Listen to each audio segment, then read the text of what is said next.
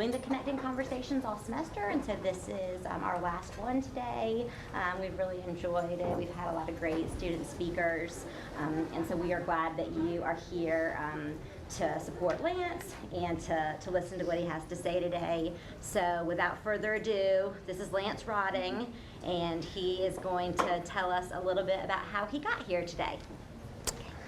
Well, good afternoon. I'm Lance, as she said, and I'm not an instructor. I don't work here. I get that a lot of times from some of the kids, which it's kind of funny.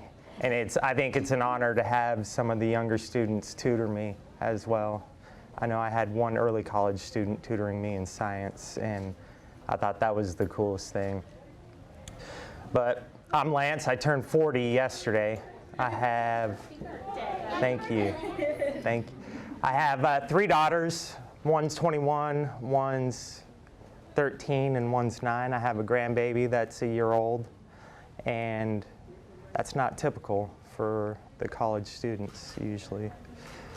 But so for me, I dropped out of high school at 16, and I started all of those things your parents tell you not to do. I pretty much did them, you know. And when I was 19, I needed to do something with my life, get it straightened out, so I joined the Marine Corps. I took like a night class for a few weeks, got my high school diploma, and I joined the Marine Corps. I wish I could say it was for the country and all this stuff, but really I had nothing else to do in my life except get in trouble. So I used the Marine Corps to straighten my life out. I spent a few years in the Marine Corps. I was a sniper in an infantry unit. And when I got out of the Marine Corps, it was 2 weeks from getting back from overseas to being at home with my wife and kids. So 2 weeks before I was out, I literally had bullets in my gun, walking around, to sitting at home with a wife and a daughter and not knowing what I was going to do. But quickly after that, I got recruited to work in Washington, D.C., and I went up there and worked for the government for a lot of years. And after getting out of the Marine Corps in the situation, I did not take care of myself how I should have. A lot of mental health issues started building. I didn't get into using substances like, I don't know, I did. Drinking is socially acceptable almost all places, and so I turned to alcohol as my form of treatment. And after about 10 years of it, one morning I woke up and I put whiskey in my coffee. And I still didn't think I had a problem with that. And from there on, it just became, from that point on, I remember I could not stop drinking. I drank 24 hours a day. I lost my job in Washington, moved here to Lenore, where my wife's from. Figured I'd start all over. And all I did was came here and started drinking here. And the drinking became so bad that I could not stop. And with the drinking, the mental health just started, everything compiled and compiled. And it was a really negative time. And suicide, I thought, was one of my only options out. And I came closer than anyone knows to committing suicide. And that was hard. It's still hard to talk about. But somehow, some way, I don't know, because I was drunk at the time, someone sat in my basement with me. And anyways, that night I went away. I went to a veterans hospital for 6 months and stopped drinking, got properly medicated, and started working. And when I got back, that person that sat with me challenged me to do the same thing for someone else. And so at that point on, like, my goal was to help someone else get better. Well, as I was welding at the time. As I started working, I realized I really didn't know much about anything. And helping out people is great, but not knowing what you're doing, I didn't know what to do. Education, it dawned on me that I needed to educate myself about the world, about the way things work, about how to write a letter to recommend someone for treatment, how to dress, how to do all of this stuff. And that got me into school, led me here to Caldwell Community College. And I was very fortunate that I just signed up. I didn't listen to any orientation or whatever. I just jumped right in.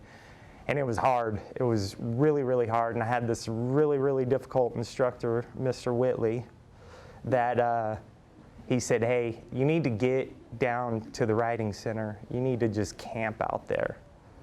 And so went to the writing center, started to learn how to write a little bit, started to like school, started having conversations with other students who are 20 years younger than me and understanding the difficulties that they're going through, and then trying to help them. At the same time, they're helping me pass my science class or my math class. And it's just been an absolute great opportunity, I think, all the way around. I'm a member of TRIO, as well as the student ambassadors. I think if you are not involved in the school, it's something you should honestly look into. It just opens up more doors for you by getting to talk to the instructors, going to the writing center, learning about financial aid, how to get scholarships. It's just been a heck of a time. It's been great. It's been a little bit difficult at times with the family, working. I now am on a community sport team, which means I help others with mental illnesses and substance abuse problems, addictions. And I asked them to hand out a card because that's a crisis line card. It's free. It's 24 hours a day, every single day. If you're struggling in any way, some substances, running thoughts through your head, call it, and someone will come out and talk to you and get you help. Do I have any questions? Anyone want to fire away? That's the easy part. Come on. Hey, Lance. Yes. What do you wish that you would have known your first week on campus? I wish I'd have known about the services that are available to us, the academic support center, the libraries, the staff. I wish I would have been more open-minded to approach the instructor rather than waiting until I was struggling and them come to me and say, hey, do you need help? Which it's difficult to ask for help at times, but really it's not here. So, does that answer your question? Yes. Lance, can you talk more about the crisis line and kind of how that's supported and how you learned to be that help for other people? Sure. So this crisis line, I'm not on this crisis line, but turns out that person that came and sat with me is on this crisis line. It's through a company here in Caldwell County, and after working with that person who's on the crisis line, I became a peer support and a peer counselor, working with people. And yeah, just call them up. If you have any issues, call them up. It doesn't matter if you have insurance. It doesn't matter anything. They will sit there. They'll walk you through. They'll get you the help you need, whether it's for psychiatric reasons or for substance use. Did that answer your question? Yes. Thank you. Okay, Lance, I know this is not an easy question. Okay. But who has had the biggest influence on your life and why? Well, I'm going to say two people, and I better say this, but my wife has had a huge, huge part of my life. Through all of the trouble, through all of my struggles, they've been her struggles too, and she never gave up on me. And we are still married. We still have difficult times, as any family does, but she's been there for me for 19 years, so it's been great. And the second person is that person that came and sat with me. when nobody else would. So, Is that somebody you knew? nope, Did you never known. Someone else called him. I know this sounds really bad. I don't really know how the situation got to where it was, but it was there, and it was real. So, yeah. And I talk to him every single day. Every single day. Any other questions? Was that too long? No, Lance, are you sure? Okay. If you could only use one word to describe yourself, what would it be? Determined. Determined. Determined to help someone else out of a situation that I was in. Did you tell them what you're going to do when you graduate here? Oh, yeah. So what I'm working for actually is I would like to, in the long run, get my master's in social work. And I'm back and forth on it. I, in the long run, would like to work with kids who have been abused. That's my personal thing. I don't think I'll ever get out of helping people in the mental health or substance abuse field. But as I'm learning, the more education you get, the less actual work you get with people. But that doesn't matter. I still want to learn what I'm doing, and I don't care about a pay raise. I just want to know what I'm doing and how to best support someone. So I'd like to get my LCSW at App State. I will ask you, knowing you, that one of many things I like about you is that you are so kind, you are so positive. What do you think you would recommend to other people that we all have baggage, someone overcoming like past difficulties, past challenges, even guilt? What do you think is the key to proceeding on and still being positive despite past challenges? There's a saying I heard, and it's, "This too will change." That during good times, during good times, that's going to change. It's going to get worse. But when it's worse, that's going to change as well. You got to be there the next day to see that change happen. Does that answer your question? So, there's always a light at the end of the tunnel. I know that sounds like something your grandparents would say, or your parents, but it's true. It's true. If you just work through it, take your head out of the sand and look, the answers are there. You just got to find them. Yes. How long were you in the Marine Corps for? 5 years. 5 And years. I also have a couple comments. One is I came back as a non-traditional student, being older. So kudos to you, because I know that's hard. Even in this setting as a community college, I mean, I know it's probably not as daunting as like a bigger university. So it is very intimidating, so at times. And I think as you go further along, it gets easier because you do get familiar with the setting and with everyone. But, you know, there are times you still feel, well, I can speak for myself, out of place. But, you know, Oh, yeah. it's hard. So, and then two, for sharing your story of, you know, your struggles. I don't think that is shared in any aspect or anywhere nearly enough, and that does help people. So you're definitely, you know, you're touching people's lives, and just sharing that helps everybody.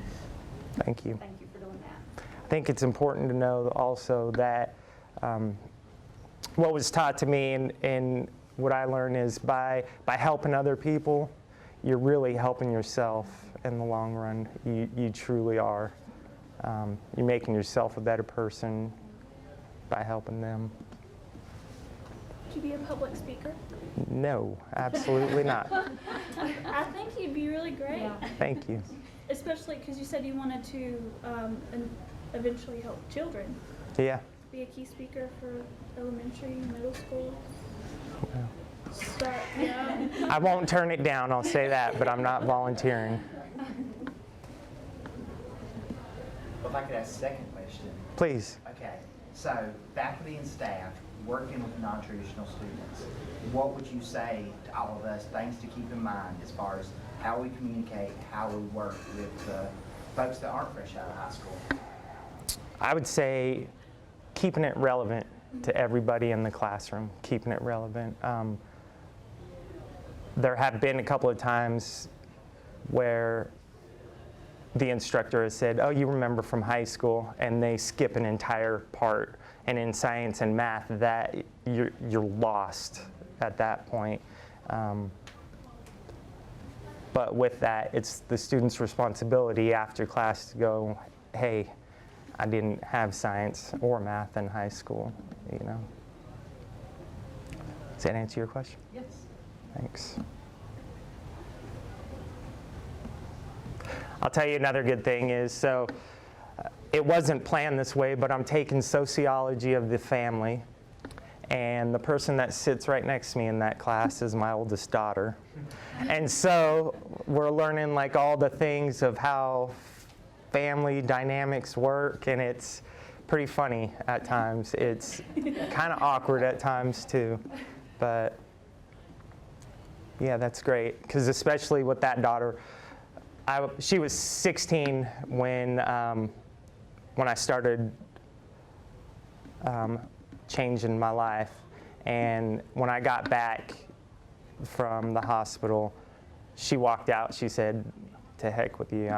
You're done. You know, I got to move on with my life." And it took 4 years before we started talking. And now we're in a class next to each other. So.